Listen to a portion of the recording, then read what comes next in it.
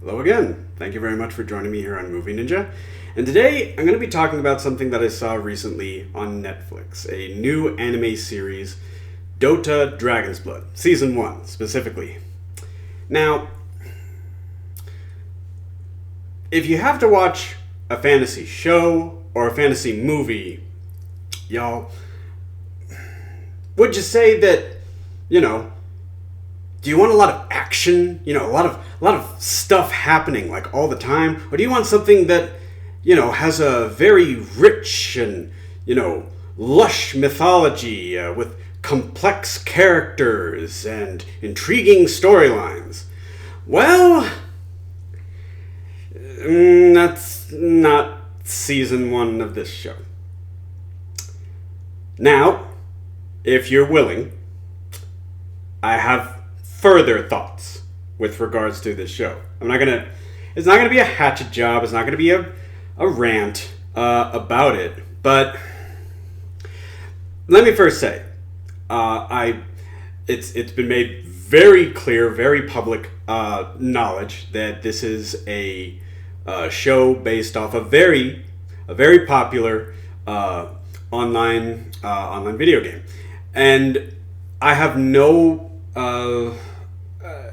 experience with that. I'm not going to pretend to have a certain set of feelings based off of one media while talking about another. I'm going to be honest. I've not played the game, but from the research that I've done, it's been around a decent amount of time and maintains its popularity quite well. So I have no doubt that if people are willing to give their time and recreation energy to it, it must be a very good game. Man, translating video games, it shouldn't be this hard, and yet. All right, so Dota Dragon's Blood. What does the title tell you? Story has something to do with dragons? Yes, it does. At first, I thought it was going to be a little bit of a rework of The Legend of Siegfried. An old knight who slays a dragon, and through magical reasons and pathways, ends up endowed with the dragon's strength. At the very beginning of the show, as it was front-ended, it looked like that was kind of what I was in for. And it kind of was, but it wasn't. As you move along in the series, this well-established, I think that's the most tactful way of going about this, well-established mythology, well, as it's spoon-fed to you throughout the course of 8 episodes, well, it seems like the common problem that a lot of video game narratives have when making a transition to, films or TV and whatnot, is that they're rather expansive universes, and sometimes their mythologies can be quite dense. And as you work your way along in the video game, it makes more sense. You follow along, and more details are unraveled, and they become clearer over time. So perhaps I think to myself, maybe it's because of how condensed Season 1 was.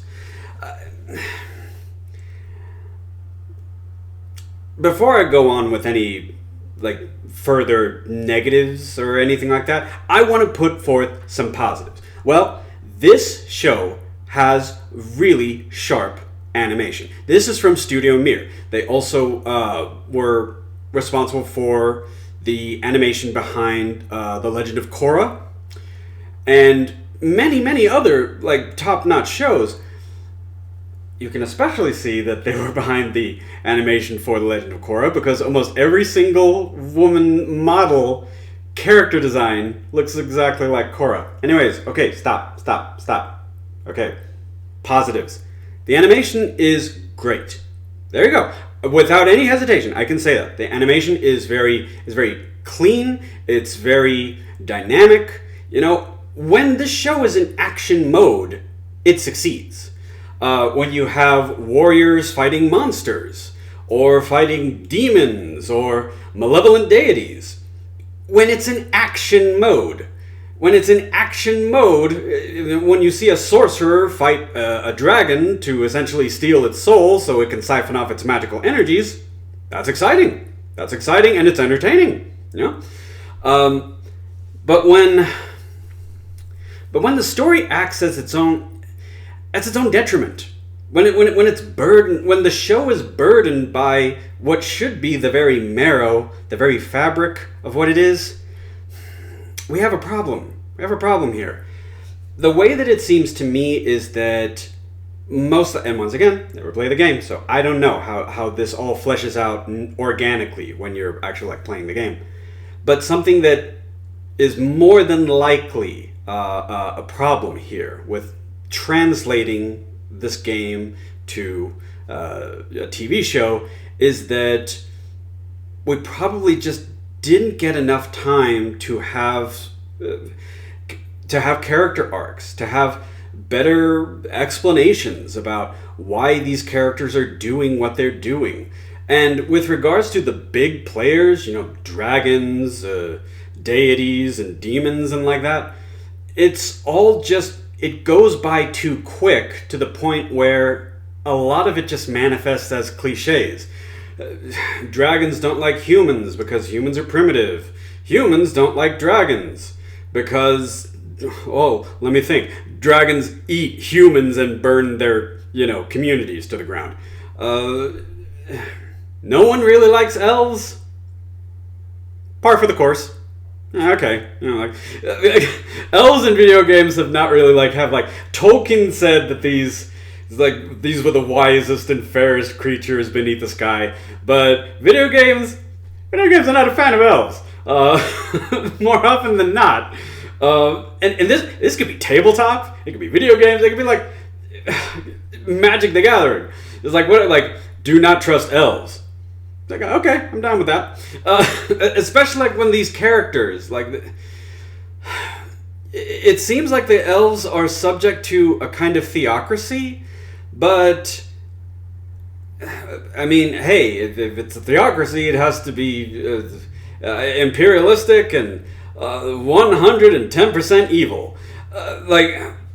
And yes, so we've seen historically that theocracies do tend to have very twisted sort of means to force conversion and then unilateral use of power structures. And that, before I get too caught up in myself, I was talking about the positives. Wasn't I? I was talking about the positives. The animation is great. The action is great. When it's in action mode, it does really well. The voice acting cast is top notch. I mean, if you look through the roster of the voice cast of the show, it's hard to equal it, or certainly it's hard to beat, certainly. But it all just comes back to the story, y'all. I mean, some things take time.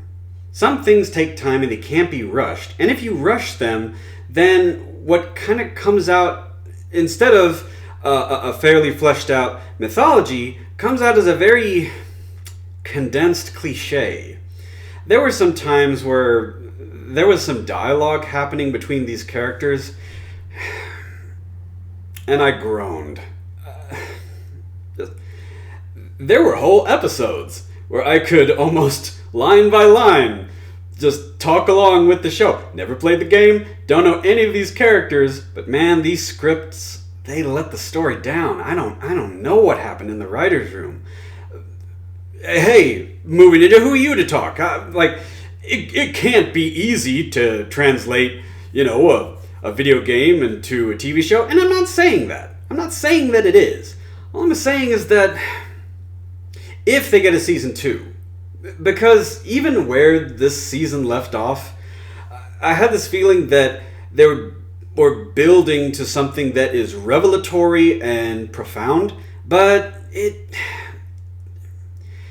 aside from the motivations of two primary and very powerful characters, where I kind of understand what's happened and why someone has chosen to betray somebody else.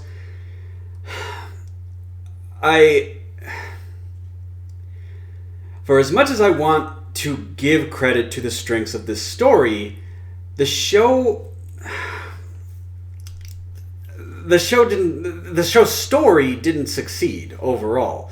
The fulfillment of book one. So they're saying book one, so more than likely there will be other seasons. And hey, I have no hate for Studio Mir. I have no hate for the voice cast.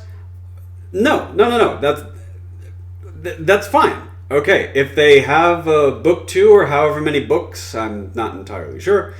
But I hope that they just take some time. It seemed like they were trying to balance a little bit too much action and gratuitous violence. Like, a lot of things, like, there was gratuitous violence and gratuitous profanity to the point where it almost made me feel like this show is written by a very angry teenager, someone who's trying to be taken seriously, but because, they're only like 16, they know that the olds won't give them the time of day. The thing is that, like, once again, because they have so many good resources available, with the outline of a story that they must take from the source material, from the game, from the voice cast, from the studio that's producing this. There's a lot of good that can definitely be, that can definitely serve a action fantasy hungry audience. And yet, this season, y'all, it just didn't succeed where it needed to. As I said, the action is great. The voice cast is top notch. Yeah. But the story just... It kind of leaves you at once wanting more, but then when you're trying to cerebrally filter through your confusion at certain convoluted story aspects, is like... you question that. It's like, okay, well, that was interesting. Now what? But not now what as in like, now what? For me, I'm only talking for myself here, guys. It's not, now what? Yes! Please give me more. It's like, now what? And oh, by the way, it's already the 8th episode and we're done now. Which, even among people that are have had really positive experiences, while watching the show, they said is a big detriment. It's very limited, and I myself think that if it had just been expanded out, I'm going to say a nice 12 episodes. Maybe certain characters and their motivations could have been outlined a little bit better. Maybe certain aspects of this mythology could have been, not expo dumped on an episode by episode basis, guy. Like, there were so many conversations between characters that felt like a lecture. That a lecture that I didn't sign up for, and I really didn't want to be a part of. So I don't know. No, I'm gonna give myself more credit than that. It's not me. I think the implementation was flawed, and it let down such rich resources that, once again, the studio and the cast did their best, to accomplish.